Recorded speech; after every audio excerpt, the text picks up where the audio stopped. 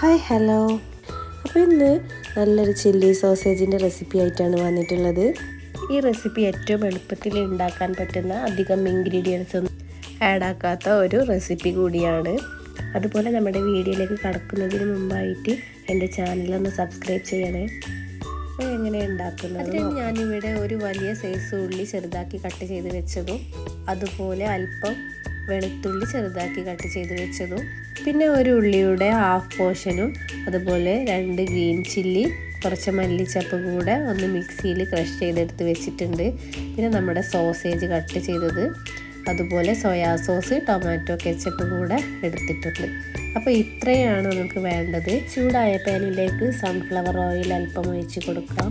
നമ്മുടെ oil ചൂടായതിലേക്ക് crush ചെയ്ത് വെച്ച വെളുത്തുള്ളി അതുപോലെ വലിയ ഉള്ളി മല്ലിച്ചപ്പ് ആ ഒരു മിക്സിനെ നല്ലപോലെ ഒന്ന് സോട്ട് ചെയ്തെടുക്കാം.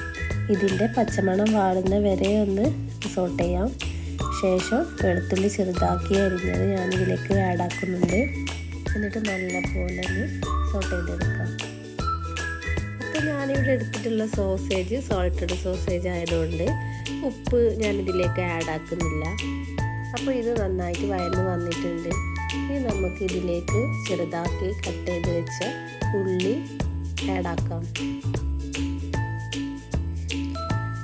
ഇനി ഇതിനെ നല്ലപോലെ മിക്സ് ചെയ്തെടുക്കും. ഈ ആഡാക്കിയ ഉള്ളി ജസ്റ്റ് ഒന്ന് വഴന്ന് കിട്ടിയാൽ മതി.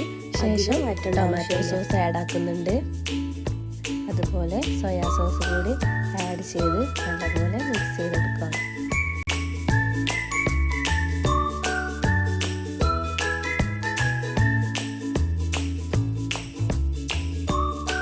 ഈ സോസൊക്കെ ഒന്ന് ചൂടായതിനു ശേഷം നമ്മുടെ സോസേജ് കട്ട് ചെയ്തത് ഞാൻ ആഡാക്കി കൊടുക്കുന്നുണ്ട്.